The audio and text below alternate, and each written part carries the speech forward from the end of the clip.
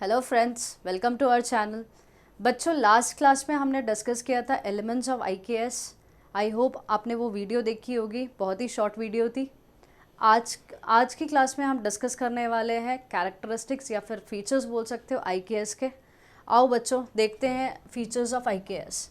Indian knowledge system encompasses a wide range of disciplines, philosophies, sciences, arts and cultural practices that have developed over several millennia। बच्चों, क्या है Indian knowledge system जो है बहुत सारे disciplines को cover करता है। इसके अंदर फिलोसफीज़ आती हैं, साइंस देखोगे, आर्ट्स देखोगे, कल्चरल प्रैक्टिसेस देखोगे कि बहुत साल लगाकर जो डेवलप हुई है वो सारी चीज़ें इसके अंदर कवर करती है। Indian knowledge system is preserved and transmitted. Indian knowledge system को प्रिजर्व कैसे कर सकते हैं या ट्रांसमिट कैसे कर सकते हैं? ओरल ट्रेडिशंस, जो हमने लास्ट क्लास में भी पढ़ा था कि ओरल ट्रेडिशंस में आर्टिस्टिक चीज़ें आ जाती है। रिटन टेक्स्ट से भी हम आगे फॉरवर्ड कर सकते हैं। कैसे? जैसे वेदांता फिलॉसफी हो गई या वेदांगास हो गए, वेदास हो गए। प्रैक्टिकल एप्लीकेशंस भी होते हैं इसके। तो बच्चों, आज हम कैरेक्टरिस्टिक्स पे आते हैं। कैरेक्टरिस्टिक्स को अगर हम देखते हैं तो पहली कैरेक्टरिस्टिक्स क्या है? Holistic approach to life. कौन सी अप्रोच है बच्चों? Holistic approach. होलिस्टिक का मतलब क्या होता है? Holistic, whole. तो हम किसी भी चीज़ को एज अ होल देखेंगे। दैट मीन्स कि होलिस्टिक अप्रोच इसमें क्या होती है कि हम सारी चीज़ों को इंटीग्रेट करते हुए चलेंगे। The Indian knowledge system has a holistic approach to life. तो ह्यूमन लाइफ के जितने एस्पेक्ट्स हैं, हम सारे एस्पेक्ट्स को क्या करेंगे? इंटीग्रेट करेंगे। दिस होलिस्टिक अप्रोच इंटीग्रेट्स मतलब इंटरकनेक्ट करना। क्या? Various dimensions of human existence. तो किसको इंटरकनेक्ट कर रहे हैं हम? Various aspects of human dimensions को। तो क्या क्या है? Physical, mental, emotional and spiritual aspects. तो बच्चों, होलिस्टिक की जब हम बात करते हैं, होलिस्टिक का मतलब हमने क्या देखा कि हम चीज़ों को इंटीग्रेट कर रहे हैं। इंटीग्रेट क्या क्या कर सकते हैं?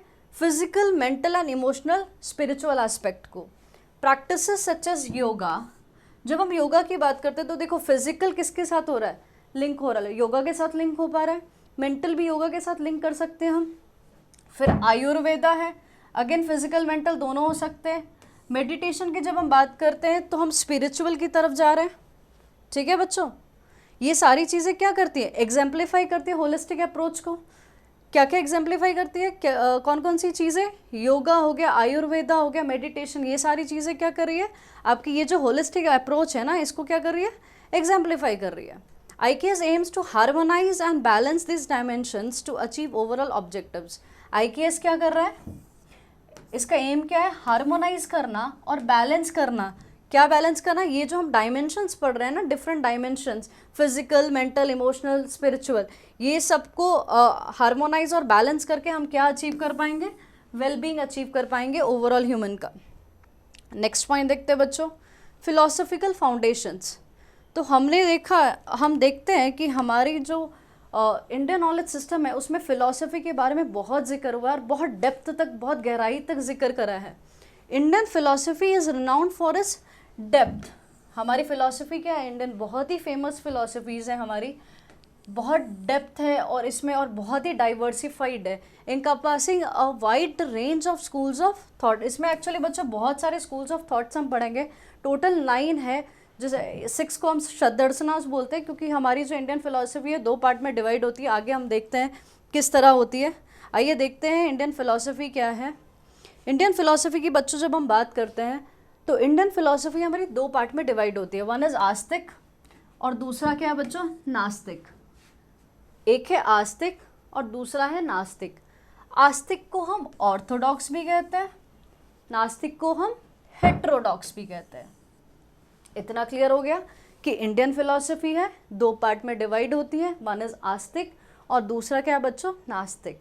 आस्तिक का दूसरा नाम क्या है? ऑर्थोडॉक्स। नास्तिक का दूसरा नाम क्या है? हेटेरोडॉक्स। ठीक है। अब आस्तिक फिलॉसफी वाले जो लोग हैं वो वेदास को क्या करते हैं? प्राइमरी नॉलेज उसी को मानते हैं कि वेदास के ऊपर कुछ नहीं है, जो उस पर लिखा है बस यही ट्रुथ है, इससे ऊपर कुछ भी नहीं जाता है। ठीक है। नास्तिक वाले लोग क्या है? वो उसको एज अ नॉलेज नहीं मानते हैं। Rejection of Vedas as primary source of knowledge. I hope ये दोनों के मीनिंग्स आपको क्लियर हो गए होंगे बच्चों। आगे फर्दर सब डिविजन्स देखते हैं।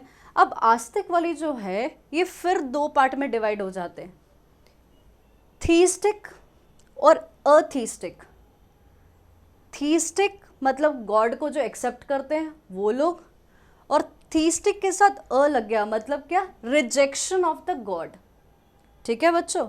अब अथिस्टिक वाले जो है उसके आगे भी हमारे पास कितने, 3 स्कूल्स ऑफ थॉट है। कौन सा है, सामख्या या फिर सांख्या भी बहुत जगह पे बोला जाता है, फिर क्या है, न्याय है, फिर वैशेषिका।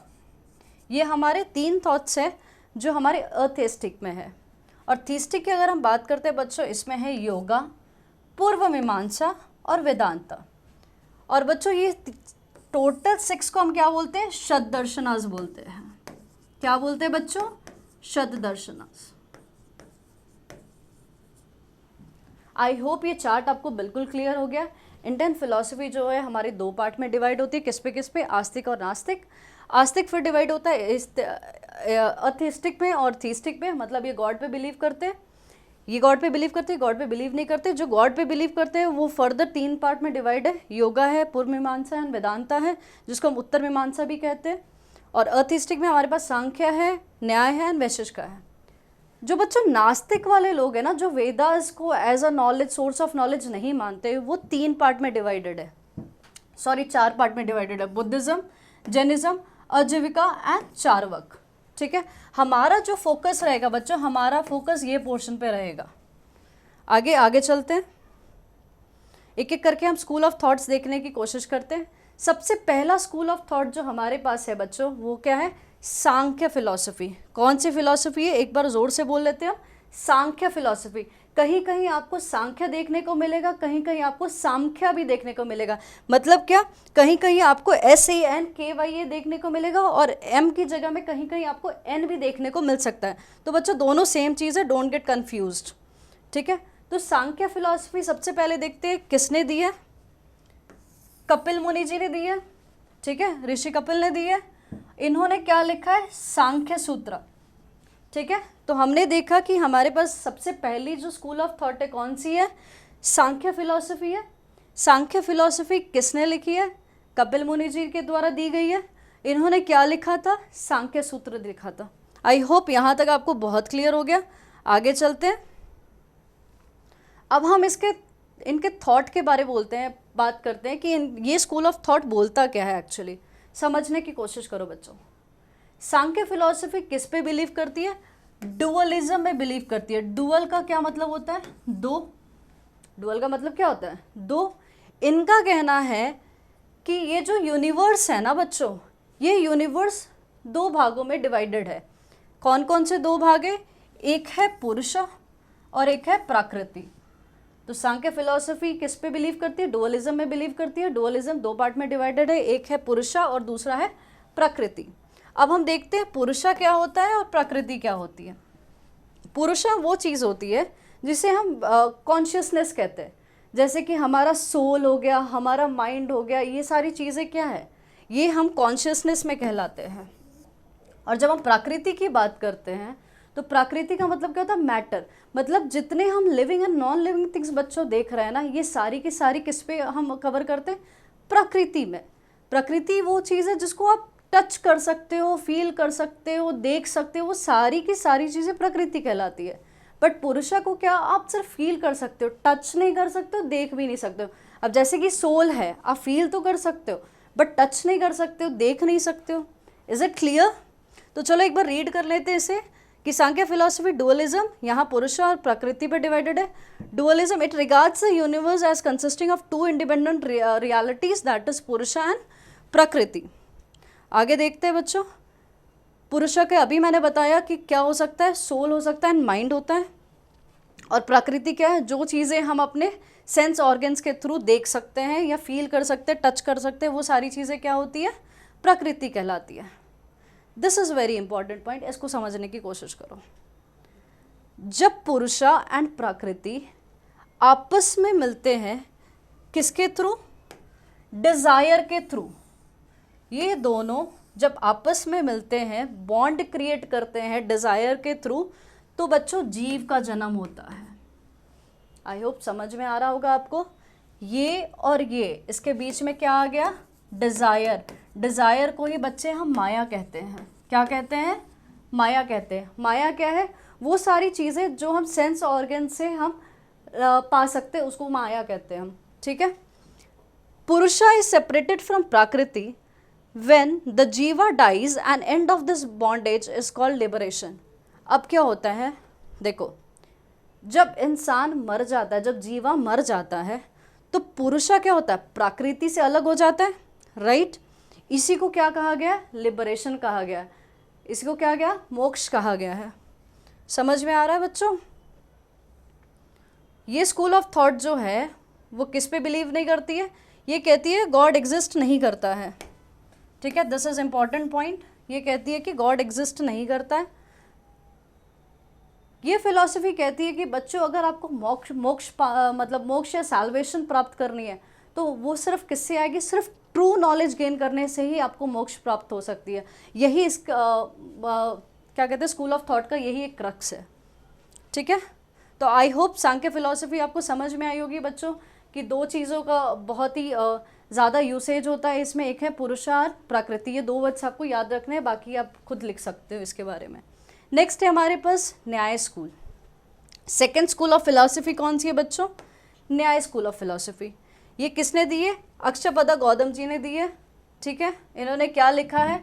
न्याय सूत्र लिखा है। बच्चों कोशिश करना कि जो फिलॉसफी जो हम पढ़ रहे हैं, स्कूल्स ऑफ थॉट पढ़ रहे हैं, जिन्होंने मतलब कौन कौन से फिलॉसफीज़ हैं और किन्होंने क्या दिया है, वो आपको याद रहना चाहिए।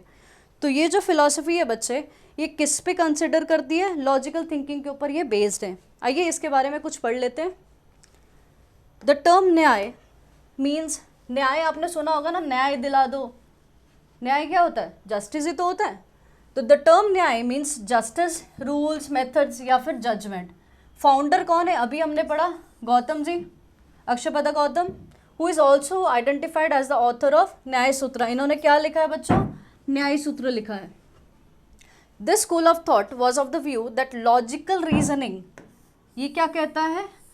अगर किसी को सैल्वेशन प्राप्त करनी है, मोक्ष प्राप्त करनी है, तो एक ही रास्ता है। क्या है वो?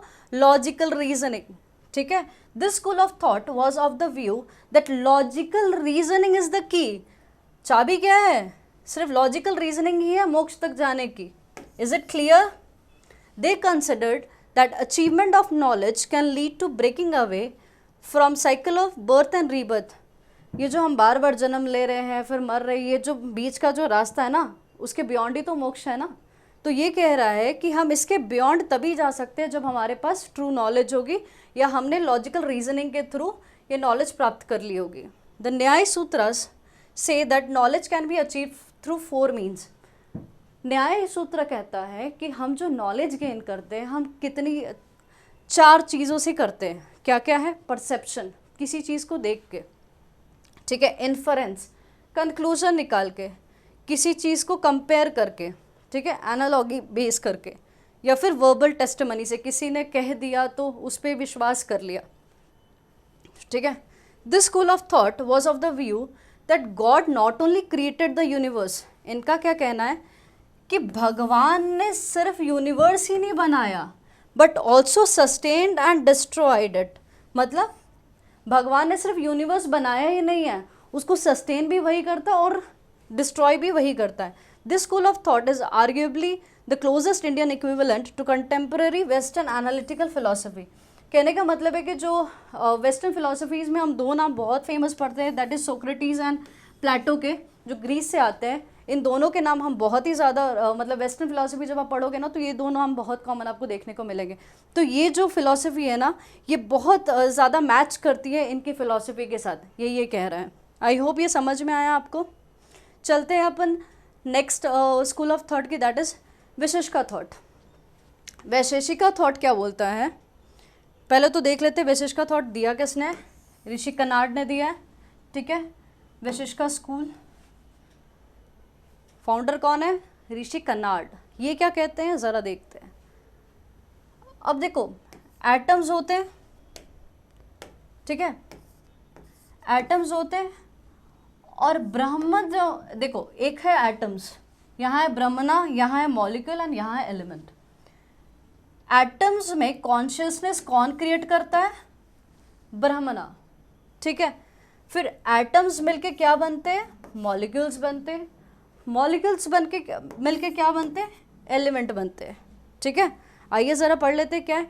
As per this philosophy the universe is reducible to a finite number of atoms, Brahman being the fundamental force causing consciousness in these atoms. तो कॉन्शियसनेस कौन क्रिएट कर रहा है? ब्रह्म, ठीक है। ब्रह्मना अगर कॉन्शियसनेस क्रिएट कर रहा है तो ये एटम्स मॉलिक्यूल में कन्वर्ट हो रहे हैं और फिर मॉलिक्यूल एलिमेंट्स में कन्वर्ट हो रहे हैं। आइए ज़रा इसके बारे में पढ़ लेते हैं। वैशिष्का स्कूल क्या कहता है? Vaisheshika school traces its origin to the Kanada. Rishi Kanada हैं, हमने पढ़ा है अभी, जिन्होंने बेसिक टेक्स्ट इनके ऊपर लिखा है। This school of philosophy is considered to be, ये किस पे बेस्ड है बच्चों? दिस इज वेरी इंपॉर्टेंट, ये बहुत ही रियलिस्टिक एंड ऑब्जेक्टिव फिलोसफी है। बहुत स्टार मार्क कर लो, अगर ये आंसर लिखना पड़े तो ये पॉइंट लिखना बहुत ज़रूरी है। This school believe that the universe is made of 5 elements. ये स्कूल क्या कहता है कि जो एलिमेंट्स मतलब ये जो यूनिवर्स है ना 5 चीज़ों से बना है। कौन सी चीज़ों से? फायर आग, एयर हवा, वाटर पानी, अर्थ धरती, और ईथर मतलब आकाश स्काई, ठीक है। These materials are collectively called द्रव्य। This school also developed the atomic theory। ये स्कूल ने क्या डेवलप करी थी? एटॉमिक थ्योरी सब पढ़ते हो आपने, केमिस्ट्री में बहुत बार सुना भी होगा। और फिजिक्स स्टार्ट करने वाले भी यही स्कूल थे, ठीक है। Vaisheshika philosophy was closely associated with the Nyaya school. Vaisheshika philosophy की जब हम बात करते हैं तो ये बहुत ही क्लोजली एसोसिएट है किससे? न्याय से। क्यों? क्योंकि दोनों स्कूल्स ऑफ थॉट है ना, ये लॉजिकल रीजनिंग के ऊपर बेस्ड है, ठीक है। इसीलिए ये बहुत ज़्यादा क्लोजली कनेक्टेड होते हैं। दोनों ने साइंटिफिक रीजनिंग पे बिलीव करते हैं। That is why later they get unified, मतलब लास्ट में जाके कहीं ना कहीं ये आगे जाके मिल लेते हैं। क्योंकि इनका थॉट जो है वो दोनों का सिमिलर है। It did not deny the existence of God and considered him to be the guiding principle. इन्होंने कहा है कि ये जो गॉड है गाइडिंग प्रिंसिपल वही होते हैं, ये कर्मा के लॉज में बिलीव करते हैं and considered to be the principle laws guiding this universe. तो वो कर्मा में बहुत ज़्यादा बिलीव करते हैं ये वाले स्कूल, ठीक है बच्चों। नेक्स्ट स्कूल ऑफ थॉट देखते हैं। कौन सा स्कूल ऑफ थॉट है? योगा फिलोसफी है। योगा स्कूल की बात करते हैं। आई होप ये सारे डायग्राम्स आप बच्चों देख पा रहे हो।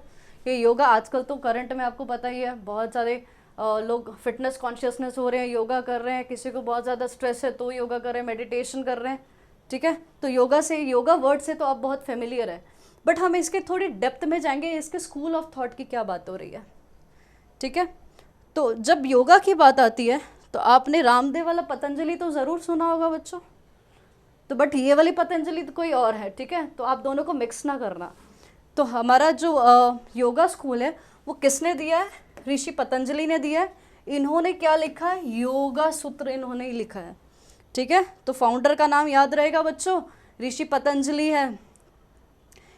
India is celebrated as the birth place of yoga. Birth place किसे माना गया है योगा का? भारत को माना गया है। A spiritual and physical discipline aimed at integrating. जब आप योगिक प्रैक्टिसेस करते हो, योगिक टेक्निक से और मेडिटेशन करते हो, तो आप क्या करते हो? इंटीग्रेट कर लेते हो। किसको किसको? माइंड को, बॉडी को और स्पिरिट को। जब आप योगा करते हो तो आप देखते हो ना कि आपकी तीनों चीज़ें एक साथ इंटीग्रेट होने शुरू हो जाती है। माइंड थोड़ा शांत होता है, बॉडी आपकी यूसेज में होती है, स्पिरिट थोड़ा ध्यान लगाना शुरू कर देते हो आप। योगा प्रैक्टिसेस इंक्लूड क्या क्या होती है देखते हैं। आसनास आपको पता होंगे ना, रामदेव बाबा को तो सभी जानते हैं ना, आसनास तो रोज़ टीवी पे चलता है। Physical postures that promotes flexibility, strength and balance. Asanas basically किस लिए होते हैं? जो आपकी बॉडी के पोस्चर्स होते हैं वो आपकी फ्लेक्सिबिलिटी बढ़ाते हैं, स्ट्रेंथ बढ़ाएंगे, आपके बॉडी का बैलेंस भी कहीं ना कहीं वो सेटल करके रखते हैं। प्राणायाम जो हम बोलते हैं breathing exercise, breathe in breathe out जो हम करते हैं, ये क्यों करते हैं? ताकि हमारा जो रेस्पिरेटरी एफिशिएंसी है ये क्या हो? बढ़ता रहे और हमारा दिमाग जो है थोड़ा शांत रहे। इसीलिए कहा जाता है ना कि प्राणायाम करना बहुत ज़रूरी है। नेक्स्ट क्या है बच्चों? ध्यान। ध्यान मतलब क्या होता है? मेडिटेट करना, किसी चीज़ पे आप कंसंट्रेट कर रहे हो, उसी को बोलते हैं ध्यान। Meditation technique that cultivate what? आपकी जब मेडिटेट करते हो तो क्या होता है? इनर पीस बढ़ता है, कंसंट्रेशन बढ़ता है और स्पिरिचुअल अवेयरनेस, दूसरी दुनिया में ही चले जाते हो आप, ठीक है। आई होप ये कंसेप्ट आपको समझ आ रहे हो बच्चों। आप यहाँ पे फिगर्स देख सकते हो कि जब हम योगा करते हैं तो हम फिजिकली की बात करते हैं, मेंटली भी बात करते हैं, फिर स्पिरिचुअली की भी बात करते हैं। ये देखो स्पिरिचुअल, फिर क्या है डिसिप्लिन। तो बट ये सारे काम कैसे हो सकते हैं? आप डिसिप्लिन वे से करोगे तभी ना हो सकते हैं। नेक्स्ट देखते हैं बच्चों, रिलीजिंग पुरुष फ्रॉम प्रकृति bye means of meditation and yogic techniques. देखो जब आप योगिक टेक्निक्स करते हो ना, जब आप फिजिकल योगा मेंटली करते हो और मेडिटेट साथ में करते हो, तो आपका क्या होता है, ये जो पुरुष एंड प्रकृति है ना, ये दोनों अलग हो जाते हैं। और जब ये अलग हो जाते हैं ना, तो बच्चों यही है मोक्ष, ठीक है। उसी को हम कहते हैं योगा। आई hope this is very clear. Yoga basically बच्चों 8 फंडामेंटल्स के ऊपर डिपेंड करता है। कौन कौन से 8 फंडामेंटल्स हैं? It is based on 8 fundamentals. Yama, yama मतलब क्या होता है? Self control. Niyama, observation of rules. Asanas, अभी हम पढ़ कर आ रहे हैं, वो postures. Pranayamas, breath control. Pratyahara, choosing the right object, right object को आप चूज करते हैं। धारणा, दिमाग को फिक्स करना। ध्यान, किसी चीज़ पे कंसंट्रेट करना, एक ऑब्जेक्ट को आपने देख लिया और उसी पे कंसंट्रेट कर रहे हो। फिर क्या है? समाधि, कंप्लीट डिसोल्यूशन, कहते हैं ना इसने समाधि लगा ली, दैट मीन्स क्या, वो पूरा उस चीज़ में डिसॉल्व हो गया है, वो कहीं और की दुनिया में चला गया है, ठीक है। आई होप बच्चों समझ में आ रहा हो आपको ये सारे कंसेप्ट। तो these are very important concept whatever we are studying. तो अभी हमने योगा स्कूल में क्या क्या पढ़ लिया कि हमने 3 चीज़ें पढ़ी है कि योगा स्कूल जो है वो आसनास, प्राणायाम और किसकी बात करता है? ध्यान की बात करता है, ठीक है। हमने देखा है कि वो इंटीग्रेट करता है किसे किसे, माइंड को, सोल को, स्पिरिचुअल को। फिर हमने उसके 8 फंडामेंटल्स पढ़े। अब हम देखते हैं थोड़ा सा और 1-2 लाइन और एक्स्ट्रा है, हम पढ़ लेते हैं इसे। बिसाइड हिंदुइज्म, हिंदुइज्म के अलावा योगा कहाँ कहाँ और भी किसका पार्ट है? बुद्धिज़्म और जैनिज़्म का भी पार्ट है। बच्चों ये याद रखना तो बहुत ही कॉमन चीज़ है कि इंटरनेशनल योगा डे कब मनाया जाता है, आपको याद होना चाहिए। 21 जून को इंटरनेशनल योगा डे मनाया जाता है। नहीं याद है तो बच्चों प्लीज़ याद करके रखो। नेक्स्ट स्कूल ऑफ थॉट क्या है?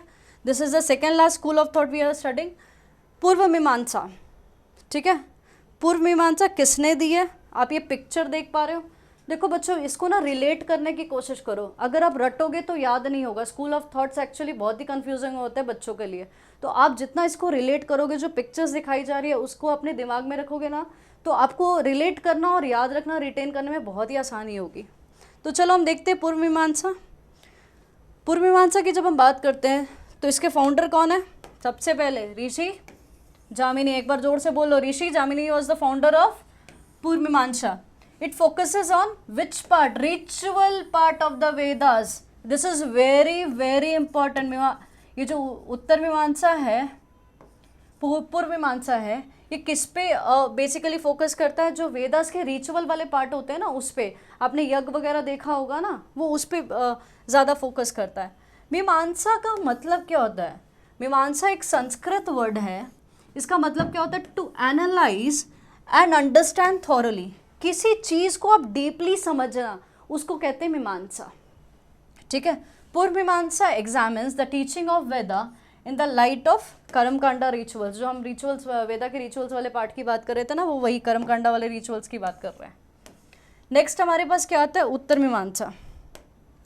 उत्तर मीमांसा देखो, ये देखो, ये वेदास है।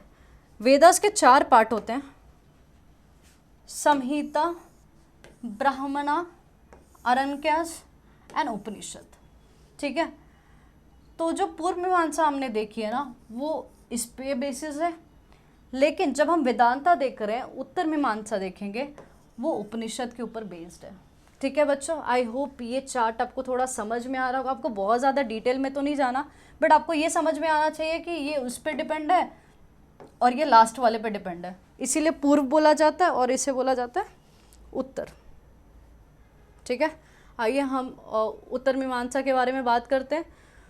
उत्तर मीमांसा जो है इसको हम वेदांता भी बोलते हैं। तो आपको बुक में बहुत सारी जगहों पे बच्चा वेदांता ही लिखा आता है, कई बार ये दोनों वर्ड्स ना लिखे आए, तो ये मत समझना कि मैम आपने वेदांता तो पढ़ा है नहीं, बच्चा इसी का दूसरा नाम है वेदांता, ठीक है। Purva Mimamsa focus on Brahmanas part of Veda, this is not past, this is part, ठीक है। Whereas Uttara Mimamsa relies on Upanishad part of Vedas. I hope this is very clear seeing the diagram. अब समझ में आ गया कि हम किसकी बात कर रहे हैं। थोड़ा आगे की ओर बढ़ते हैं। वद्रयान ने ब्रह्म सूत्रा लिखी थी, कौन सी सेंचुरी में? 2nd सेंचुरी में लिखी थी। सबसे ओल्डेस्ट टेक्स्ट जो है इस स्कूल का, इसे ही माना गया है, ठीक है। Vedanta is monistic which means it believes in only one truth. इनका कहना क्या है? एक ही सच है, दैट इज ब्रह्म, मतलब गॉड, एक ही सच है, और बाकी सब क्या है? माया है, ठीक है बच्चों। नेक्स्ट क्या है? Vedanta encompasses the teachings found in the concluding part of Veda. अभी हमने पढ़ा कि ये किससे रिलेटेड है? कंक्लूडिंग पार्ट, जिसे हम उपनिषद कहते हैं। And emphasis the unity of the individual soul with the universe consciousness. इनका कहना है कि आत्मा और परमात्मा दोनों क्या है? एक ही है, ठीक है। ये दोनों अलग अलग एंटिटीज नहीं है। It emphasizes the unity of individual soul, atma, with the universal consciousness, that is Brahman. Vedanta philosophy consist of interpretation of 3 Hindu text का इंटरप्रिटेशन है वेदांत। कौन कौन से? एक है उपनिषद, दूसरा है ब्रह्मसूत्रास, और तीसरा है भगवद गीता। बच्चों आपको ये कंटेंट थोड़ा ज़्यादा लग रहा होगा, ये सारा कंटेंट आपको बुक में नहीं दिया, but these are very important content which you should study, क्योंकि आपकी बुक में जो दिया है वो बच्चे 2-2 लाइन दी हुई है जो आपको समझने में बहुत दिक्कत आएगी। तो आप जब इसको पढ़ोगे फिर अपनी बुक पढ़ोगे ना, तो बहुत आसान लगेगा आपको। तो बच्चों वेदांता के ना कुछ स्कूल्स हैं जो सब स्कूल्स हुए हैं, वो हम एक बार देख लेते हैं। आप ये पिक्चर ध्यान से देखो, ये पिक्चर किसकी है? आदि शंकराचार्य जी की है। आप थोड़ा ध्यान से पिक्चर को थोड़ा सा देख के थोड़ा मेमोरी पे डालने की कोशिश करो कि पिक्चर के साथ आपको नाम याद हो जाए, ठीक है। तो ये बच्चे क्या है? ये आदि शंकराचार्य की है। आदि शंकराचार्य ने क्या किया था? अद्वैत वेदांत। कौन सा वेदांत इन्होंने फाउंड किया था? अद्वैत वेदांत। द्वैत मतलब दो, अद्वैत मतलब क्या होगा? सिंगल होगा ना, मतलब नॉन डुअलिज्म की बात कर रहे हैं। तो आदि शंकराचार्य फाउंडेड अद्वैत वेदांत नॉन डुअलिज्म इन विच सेंचुरी? 8th सेंचुरी में, ठीक है। नॉन डुअलिज्म का मतलब क्या होता है? कि आत्मा और परमात्मा क्या है? सेम चीज़ है, यही बात करेंगे। देखो, it states that both the individual self, मतलब आत्मा, and Brahman are the same, and knowing this differences causes liberation. To spread Vedanta philosophy he built 4 monasteries. अब देखो शंकराचार्य जी ने क्या किया था? वेदांता को स्प्रेड करने के लिए ना मठ बनाए थे। मोनास्ट्रीज का मतलब क्या होता है? मठ होता है, ठीक है। कौन कौन से मठ? एक है बद्रीनाथ, क्या हो गया? एक बद्रीनाथ, फिर क्या हो गया? श्रृंगेरी, जगन्नाथ एंड द्वारका। ये बच्चों आप लोगों ने नाम, बहुत ही कॉमन नाम है ये, आपने कहीं ना कहीं तो सुन रखे होंगे, ठीक है। नेक्स्ट चलते हैं। आप ये पिक्चर देख सकते हो। I hope it is very clear to you all people. चलो इनके बारे में थोड़ा पढ़ लेते हैं। कौन है ये? ये है रामानुजा जी। कौन है बच्चों ये? रामानुजा। इन्होंने क्या फाउंड किया था? विशिष्ट अद्वैत। क्या? विशिष्ट अद्वैत, क्वालिफाइड मोनिज्म। कौन से ईयर में? 12th सेंचुरी एडी पे। सॉरी। इट एक्नोलॉजेस दैट आत्मा and Brahma are ultimately one, yet differentiates between them. According to the individual self is separate from yet dependent on the supreme self Brahma. इनका कहना क्या है? आत्मा है, परमात्मा है, ये दोनों अलग अलग चीज़ तो है। ये है आत्मा, ये है परमात्मा। और ट्रू नॉलेज के साथ ये दोनों, आत्मा जो है वो परमात्मा में नहीं मिल सकती है, ठीक है। आत्मा अलग है, परमात्मा अलग है। बट अगर आत्मा को परमात्मा के साथ मिलना होगा, आत्मा को ब्रह्म के साथ मिलना होगा, तो क्या होगा? ये किसके थ्रू, ये ट्रू नॉलेज के थ्रू ही ब्रह्म के साथ मिल सकती है, यही इनका कहना है। ठीक है, नेक्स्ट है बच्चों, ये भी पिक्चर आप देख लो एक बार ध्यान से। ये किन की पिक्चर है, आचार्य जी की है। किसकी पिक्चर है, माधव आचार्य जी की पिक्चर है। इन्होंने कौन सी फिलॉसफी दी थी, द्वैत सिद्धांत दिया था। कौन सा सिद्धांत है, द्वैत सिद्धांत। अब द्वैत सिद्धांत क्या बोलता है ज़रा देख लेते हैं। इट बिलीव्स दैट आत्मा and Brahma are completely separate. मतलब क्या है, आत्मा और ब्रह्म ये दोनों क्या है, बिल्कुल अलग अलग हैं एंड डिस्टिंक्ट एंटिटीज़ हैं। द्वैत और acknowledges the existence of two separate realities, jiva sorry, individual soul and God. Liberation is achieved when individual self gains knowledge of its separation from the God. अब देखो, ये है आत्मा और ये है ब्रह्म, ये दोनों बिल्कुल अलग अलग हैं, लेकिन आत्मा ब्रह्म के साथ कैसे मिल सकता है, भगवान की भक्ति के साथ, गॉड की भक्ति के साथ क्या हो सकता है, आत्मा परमात्मा में मिल सकता है। इज इट क्लियर बच्चों? तो हमने क्या किया, अभी 6 फिलॉसफीज़ हमने डिस्कस करी है, जो कि ऑर्थोडॉक्स फिलॉसफीज़ थी, जिसे शत दर्शनास भी कहते हैं। हमने 6 फिलॉसफी के साथ साथ वेदांत की 3 सब फिलॉसफीज़ थी, हमने वो भी डिस्कस करी। सबके फाउंडर भी हमने देखे और उनका जो क्रक्स था, वो क्या कहना चाहते थे, क्या मॉरल था, हर स्कूल का हमने एक एक करके देख लिया। अब एक बार क्रक्स की तरफ देख लेते हैं। न्याय फिलॉसफी की जब हम बात कर रहे थे, तो न्याय फिलॉसफी में हम क्या बात कर रहे थे, लॉजिकल की बात कर रहे थे ना। न्याय मतलब क्या, लॉजिक्स यूज़ करके ही हम मोक्ष को प्राप्त कर सकते हैं। ठीक है, लॉजिकल थिंकिंग होनी चाहिए। वैशिष्टिका की जब हम बात करते हैं तो हमने एटॉमिक थ्योरी के बारे में कुछ पढ़ा था, कुछ एटम्स, एलिमेंट्स, कुछ ऐसा सा याद आ रहा है, कुछ तो पढ़ा था। तो few atomic building blocks and consciousness के बारे में बात कर रहे थे। जब हम मीमांसा में आए तो हमने उत्तर मीमांसा देखा था और फिर पूर्व मीमांसा देखा था। तो पूर्व मीमांसा में हमने क्या देखा था, हमने क्रिटिकल इंटरप्रिटेशन देखा था, किसका, वेदास का। ठीक है, और वेदांत में हमने क्या देखा था, ये बेसिकली एसेंस ऑफ वेदास है कि आत्मा और परमात्मा दोनों सेम है। सांख्या में क्या देखा था हमने, सांख्या में 2 चीज़ों में पुरुष एंड प्रकृति हमने देखा था, 2 वर्ड्स हमने वहाँ पर देखे थे, तो जिसे हम कॉन्शियसनेस कहते हैं और मैटर कहते हैं। फिर योगा की जब हम बात कर रहे थे तो आसन्स हो गए, प्राणायाम्स हो गए, मेडिटेशन हो गए, ये सारे वर्ड्स हमने पढ़कर आए ना, अभी सिमिलर से सुनने को आ रहे होंगे। तो yoga is related to meditation and contemplation. तो ये बच्चे आपकी सारी फिलोसफिकल थॉट्स थी जो हम ख़त्म कर चुके हैं। अब हम बच्चों नेक्स्ट पॉइंट स्टार्ट करेंगे, point number 3। Point number 3 is related to what, spiritual wisdom and textual traditions. Spiritual wisdom and textual traditions, आइए देखते हैं क्या बोलता है। Central to the Indian knowledge system is its rich textual traditions which includes what. अगर textual traditions की बात करते हैं, क्या इंक्लूड करता है, स्क्रिप्चर्स हो गए, एपिक्स है जैसे रामायण महाभारत है, फिलोसफिकल ट्रीटाइसाइजेज है। की टेक्स्ट इंक्लूड व्हाट, सबसे पहले हम देखते हैं वेदास। वेदास तो आप सबने सुन रखे होंगे ना बच्चों, आप लोगों के घर में भी ये वर्ड बहुत यूज़ हो रहे होंगे। तो वेदास का मतलब क्या है ज़रा देख लेते हैं। The word Vedas has been derived from the root word, क्या है, विद। विद का मतलब क्या होता है, नॉलेज या जानना। तो वेदास एक्चुअली संस्कृत वर्ड है। तो Vedas has been derived from the root word vid. Vid का मतलब क्या है, विधि, मतलब जानना, कुछ मतलब नॉलेज या फिर कुछ जानने, उसी को बोलते हैं with. They hold the status of Shruti. Shruti मतलब सुनना, which has been heard and have transmitted orally for many years. तो बेसिकली क्या था ना, वेदास पहले ओरली ही ट्रांसमिटेड की जाती थी। कितने तरह के वेदास होते हैं बच्चों, एक बार जोर जोर से जहाँ पर बैठे वहाँ पर एक बार बोल दो ज़रा, ऋग्वेद, सामवेद, यजुर्वेदन, अथर्ववेद। आपने हिस्ट्री में कहीं ना कहीं स्टैंडर्ड 10 से पहले तो कहीं ना कहीं पढ़ा ही होगा। अब वेदास के बेसिकली हर वेद जो होता है ना, वो 4 पार्ट में डिवाइड होता है। पहला संहिता, दिस इज वेरी इंपॉर्टेंट, ब्राह्मणा, आर्यंक, और एक क्या है, उपनिषद।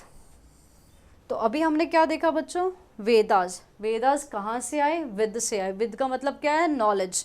ठीक है, वो श्रुति से सुना, मतलब सिर्फ सुना जाता था, पहले ओरल ट्रेडिशन था ये, बाद में ये लिटरेरी में आया। वेदास कितने तरह के होते हैं? 4 होते हैं, ऋग्वेदा, सामवेदा, यजुर्वेदा, अथर्ववेदा। कितने पार्ट्स होते हैं? संहिता, ब्राह्मणा, आरण्यक एंड उपनिषद। हो गया याद? साथ साथ में याद भी करते चले जाओ। These are what? Oldest sacred text of Hinduism composed in Sanskrit and consisting of, इसमें क्या क्या है? हिम्स है, रिचुअल्स है, फिलोसफिकल साइट्स है। हम एक एक दो दो लाइन अभी आपके वेदास पे डिटेल में भी थोड़ा पढ़ लेते हैं ताकि आपको समझ में आ जाएगी ये 4 वेदा कहता क्या है। आइए 4 वेदास के बच्चों डिटेल्स एक बार पढ़ लेते हैं। ऋग्वेद। ऋग्वेद क्या है? ऋग्वेद में कितने हिम्स हैं? 1028 हिम्स है। कितने हिम्स है? 1028। और कितनों में डिवाइडेड है? 10 मंडल्स, मतलब 10 बुक्स में डिवाइडेड है। ठीक है। They are the earliest composition and hence depict the life of the early Vedic period. तो बेसिकली ये सबसे अर्लीस्ट कॉम्पोजिशन कहा जाता है और अर्ली वैदिक पीरियड में लाइफ कैसी हुआ करती थी वो हमें यहीं से जानकारी मिलती है। ठीक है। रिसेंटली जो ऋग्वेद है ना, यूनेस्को ने इन्हें कौन सा खिताब दिया? वर्ल्ड ह्यूमन हेरिटेज का खिताब दिया। This is very very important बच्चों। नेक्स्ट क्या है? Upanishad. The literal meaning of Upanishad is to sit near someone. There are how many Upanishads? 108 Upanishad है टोटल। और प्रोमिनेंट कितने हैं बच्चे? 13 प्रोमिनेंट है। तो हमने क्या देखा? 108 है जिसमें 13 क्या है? प्रोमिनेंट है। द उपनिषद ड्वेल ऑन आत्मा एंड ब्रह्मणा। तो उपनिषद किसकी बात करता है बच्चा? आत्मा और ब्रह्मणा की बात करता है। The focus a lot on the philosophy about life. तो किसकी फिलोसफी इसके बारे में बात करते हैं हम? लाइफ हो गया, यूनिवर्स हो गया, सेल्फ हो गया, बॉडी हो गई, सैक्रिफाइस हो गया। तो बेसिकली उपनिषद्स क्या है बच्चों? ये फिलोसफी की बातें भी करता है। They emphasize that the knowledge of the self और atma should be acquired and relation of atma with the Brahma should be properly understood. तो बेसिकली क्या? आत्मा की नॉलेज को एक्वायर करना एंड आत्मा और ब्रह्म का क्या रिलेशन है उसको समझना, यही उपनिषद बताता है। नेक्स्ट चले बच्चों, आगे की ओर बढ़ते हैं। नेक्स्ट टेक्सचुअल में हमारे पास क्या आता है? भगवत गीता। भगवत गीता तो बच्चों सबने ही पढ़ा होगा, तकरीबन नाम तो सुना ही होगा, किसी ने पढ़ा नहीं होगा। तो ये किसका पार्ट है? महाभारत एपिक का ये पार्ट है। भगवत गीता बेसिकली है क्या बच्चों? ये डायलॉग है। किसके किसके बीच में? अर्जुना एंड लॉर्ड कृष्ण के बीच में। क्या डायलॉग है? धर्म की बातें होती है। अब धर्म क्या? मतलब हिंदू मुस्लिम सिख ईसाई की बात हो रही है क्या? नहीं। धर्म मीन्स व्हाट? राइचियसनेस या फिर ड्यूटी की बात करते हैं। भक्ति मतलब डिवोशन, और ज्ञान की बात करते हैं। आई होप आपको समझ में आ रहा होगा। नेक्स्ट है बच्चों पुरानाज। पुरानाज का मतलब क्या होता है? पुरानाज का मतलब आप यहाँ से भी पढ़ सकते हैं। पुराना मतलब क्या? Old. These are the ancient texts that contain mythological narratives, cosmology, teachings on morality and ethical conduct. Day to day की चीज़ें इसमें होती है। इसमें आप और भी पढ़ सकते हो, जैसे एपिक्स है, महाभारत, रामायण, सब इसी पे आता है। नेक्स्ट पॉइंट की अगर हम बात करते हैं बच्चों, तो next point is what? Scientific contribution. अगर हम अपने भारत की बात करें तो बच्चों आप एंशियंट हिस्ट्री जब आप पढ़ोगे ना तो आप देखोगे हमारे यहाँ बहुत ग्रेट मैथमेटिशियंस हुए हैं, एस्ट्रोनॉमर्स हुए हैं, साइंस के लिए बहुत रिसर्च करी गई थी ओल्ड टाइम्स में। तो आइए एक एक करके हम पढ़ने की कोशिश करते हैं। The ancient India made significant contribution to the various field of science and technology. देखते हैं मैथमेटिक्स की जब हम बात करते हैं, मैथमेटिक्स के बच्चों जब हम बात करते हैं, India has a rich history of mathematical achievements with numerous scholars making significant contribution across various branches of mathematics। चलो ज़रा एक एक करके सबका नाम देखते हैं। सबसे इम्पॉर्टेंट नेम इज़ बौद्ध्यान। प्लीज़ आप लोगों ने सुना या नहीं सुना बच्चों पता नहीं, बट ये नाम ज़रूर आप अपनी लिस्ट पे याद रखना। Baudhayana is very important name. He was the first mathematician जिन्होंने क्या कैलकुलेट किया था? पाई। आई होप पाई का वैल्यू तो सबको पता होगा ना। He also provided equation similar to what? Pythagoras से बहुत पहले ही इन्होंने पाइथागोरस थ्योरम दे चुके थे। ठीक है। कौन सी बुक में? इनकी एक फेमस बुक थी सुलभा सूत्र जो इन्होंने लिखी थी, तो पाइथागोरस थ्योरम उसी में आपको देखने को मिलेगा। ये आप देख सकते हो, इसमें पाइथागोरस बना हुआ है। आई होप आपको दिख रहा होगा ये। फिर नेक्स्ट क्या है? Baudhayana also provided an approximate value of the square root of the 2। अभी हम जो स्क्वायर रूट बच्चों 2 का निकालते हैं ना, हम तो कैलसी यूज़ करते हैं ना, बट उन्होंने खुद निकाला हुआ है स्क्वायर रूट ऑफ 2। ठीक है। नेक्स्ट अब हम आर्यभट्ट की बात करते हैं। The next very famous ancient mathematician, that is Aryabhata. The great Indian mathematician Aryabhata calculated the value of, ये बच्चों जो आज हम यूज करते हैं ना 3.1416, ये एक्चुअल में फोर्थ प्लेसेस वाला, ये जो 4 प्लेसेस वाला इन्होंने एग्जैक्ट वैल्यू आर्यभट्टा ने दी है. In the 5th century AD, इनकी उम्र कितनी साल थी? 23 साल में. देखो इन्होंने क्या कमाल का काम करा. आर्यभट्टा ऑथर्ड अ बुक, कौन सी? आर्यभट्टैया, प्लीज बुक का नाम जरूर याद रखें. Which was the collection of advance mathematical concept. इसमें क्या क्या देखने को मिलते हैं आइए देखते हैं. आपको डेसिमल सिस्टम से लेकर number theory, geometry, trigonometry, algebra and astronomy के बारे में सारी जानकारी आपको आर्यभट्टैया में देखने को मिलेगी. The invention of zero was his most notable contribution in the field of mathematics. बच्चों हम जानते हैं इनको इसी नाम से. It let him to the calculate the distance between the earth and moon. जब इन्होंने ज़ीरो का आविष्कार किया तब इन्होंने अर्थ और मून का जो डिस्टेंस का कैलकुलेशन, एग्जैक्ट कैलकुलेशन इन्होंने करके दिखाया था. नेक्स्ट क्या है? Besides mathematics, Aryabhatta also made several impactful discoveries and inventions in the astronomy. Aryabhatta astronomical system was known as Adakya. Scientists made several discoveries on ये आगे चलते हैं बच्चों. He gave the theory that Earth rotates around its axis. ये very important है. सबसे पहले किसने बताया था कि अर्थ अपने एक्सिस में रोटेट करती है? वो देने वाले कौन थे? आर्यभट्ट थे. और आर्यभट्ट के कुछ कॉन्ट्रीब्यूशंस है एस्ट्रोनॉमी से रिलेटेड, वो हम पढ़ लेते हैं. सोलर सिस्टम के मोशंस आपको पता ही है, वर्ड से ही समझ में आ रहा है. साइडरियल पीरियड्स, एक्लिप्सेस में हम सोलर और सोलर एक्लिप्स तो हमने पढ़ा ही है ना. हीलियोसेंट्रिज्म का मतलब क्या होता है?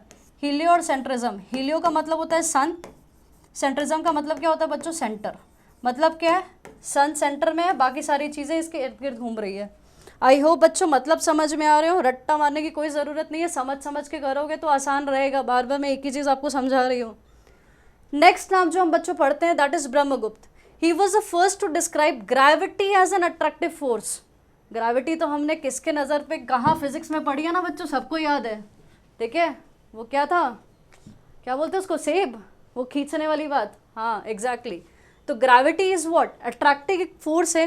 ये किसने बताया था हमें? ब्रह्मगुप्त ने बताया था. He was the one who introduced what? Zero का आविष्कार तो हो चुका था, but zero as a number किसने यूज करा था पहली बार? क्योंकि मैथमेटिकल ऑपरेशंस में जीरो का यूसेज बहुत होता है, तो पहली बार जो मैथमेटिकल ऑपरेशंस में जीरो का यूसेज है वो किन्होंने किया था बच्चों? ब्रह्मगुप्त जी ने किया था. Arabs learn Indian mathematics system through Brahmasphuta Siddhanta. This book is very famous, which is authored by Brahmagupta. Derived a theorem on cyclic quadrilaterals, which is still studied in geometry. आप जो 11th-12th में आप देखोगे ना साइक्लिक क्वाड्रिलेटरल्स बहुत बड़े पढ़ते हैं हम, तो वो बेसिकली क्या है? ज्योमेट्री में पढ़ी जाती है, वो भी इनकी देन है. नेक्स्ट हम क्या पढ़ते हैं बच्चों? भास्कर 2. भास्कर 2 का दूसरा नाम क्या है? Bhaskaracharya. Was a great Indian mathematician and astronomer who extended Brahmagupta's work on number system. जो ब्रह्मगुप्त जी ने काम किया था नंबर सिस्टम में, उसी को इन्होंने आगे बढ़ाया. आगे इनका काम और भी देखते हैं. Developed a solution for the quadratic equation. ये तो बच्चों हम 9-10 में भी पढ़ते हैं ना quadratic equation. उसका सोल्यूशन डेवलप किया. Formula for calculating the solutions of simultaneous equation. बहुत आसान लगता है बहुत बच्चों को, पढ़ लो यहीं पर. Introduced a method for solving differential equations. बहुत सर खाता है 11th-12th में ये. ठीक है. And made significant contribution to the calculus. ये तो भैया पहाड़ लगते हैं ये दोनों टॉपिक्स, तो देखो कब की बात हो रही है और पहाड़ अभी हमें लग रहे हैं. Authored Siddhanta Shiromani which included studied on planetary motion and eclipses की भी बात करी है इन्होंने. आगे हम एस्ट्रोनॉमी पे चलते हैं बच्चों. नेक्स्ट टॉपिक हमारा क्या है? एस्ट्रोनॉमी.